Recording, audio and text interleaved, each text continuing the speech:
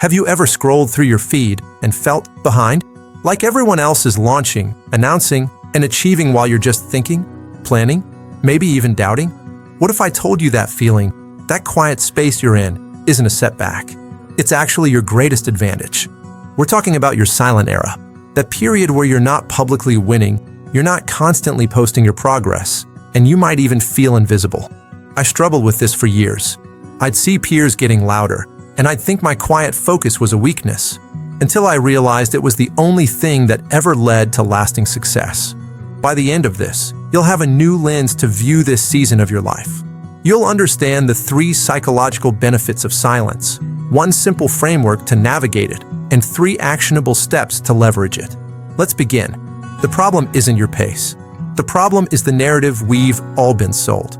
It's the belief that success must be noisy, visible, and validated in real time by likes and in comments. We're told to build in public, to document the journey. And for some, that works. But for many of us, that constant performance drains the very energy we need to do the deep, actual work. It prioritizes perception over progress. Why does this common advice fail? Because it assumes visibility equals velocity. It mistakes attention for achievement. And in the USA, where bigger, louder, faster is often the anthem, choosing quiet can feel like you're opting out. But what are you actually preserving when you opt out of the noise? A few years ago, I was trying to launch a project. I spent more time crafting tweets about the work than doing the work itself. I was anxious, comparing my behind the scenes to everyone else's highlight reel. One day, I just stopped. I deleted the social apps from my phone for 90 days. No announcements. I just worked in my notebook for an hour every morning. That silent period, where nothing looked like it was happening, was where every good idea for the next 2 years was born. This brings us to the shift, from seeing silence as emptiness to recognizing it as your incubation period. Think of it like this. The silent era is the soil, not the seedling. Everyone wants to see the green shoot break the surface. But the real magic, the rooting, the strengthening, happens unseen, underground. A skyscraper being built in New York doesn't start with the flashy glass floors. It starts with months of silent, deep excavation and pouring a concrete foundation that nobody will ever see. Your silent era is that foundation work. It's non-negotiable for anything meant to last. The framework is simple. Protect the soil. Nourish the roots. Trust the growth. Your job right now isn't to flower prematurely. It's to build unshakable foundations. So how do you actually do this? Here are 3 actionable steps right now. Step 1. Define your deep work currency. What is the one type of work that, if you did it consistently for 6 months in silence, would change everything? Is it writing 500 words a day? Coding 2 hours? Studying case studies? Name it. This is your core. Guard this time ferociously. Step 2. Create a progress journal, not a performance feed. Get a private notebook, digital or physical. At the end of each week, jot down 3 things. 1 lesson learned, 1 small skill acquired, 1 problem solved. This is for your eyes only. It shifts your validation from external applause to internal proof. I worked with a client. Let's call her Maya, a therapist in Colorado who wanted to transition into coaching.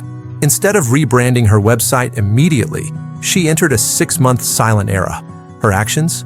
She took an advanced certification, drafted 50 pieces of content she never published, and did 10 free, private sessions to refine her method.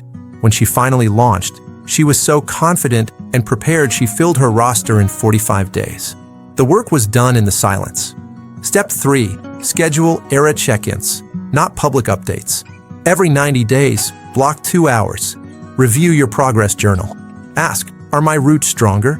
Is my foundation solid? What one piece of this can I now share because it's truly complete?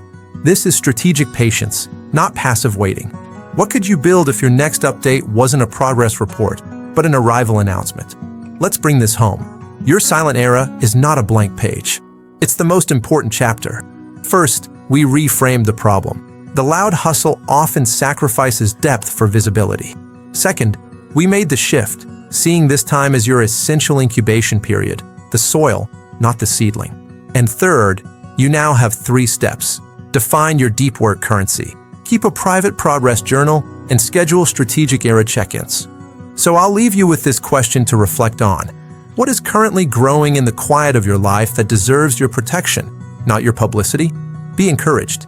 The world's loudest rooms are often the most anxious. The most peaceful, purposeful people, they usually mastered the art of the quiet comeback. And yours is already underway. I'd love to hear from you. In the comments, share one word that describes what you want your silent era to cultivate. Is it clarity, mastery, resilience? Let's create a quiet community right here. If this resonated, please like this video. It helps others find this calmer perspective. And subscribe for more content focused on sustainable success, where we value depth over drama. In the next video, we're breaking down the exact focus ritual I use every morning to protect that silent era time. You won't want to miss it. Thank you for watching. And remember, the most powerful things are often grown in silence.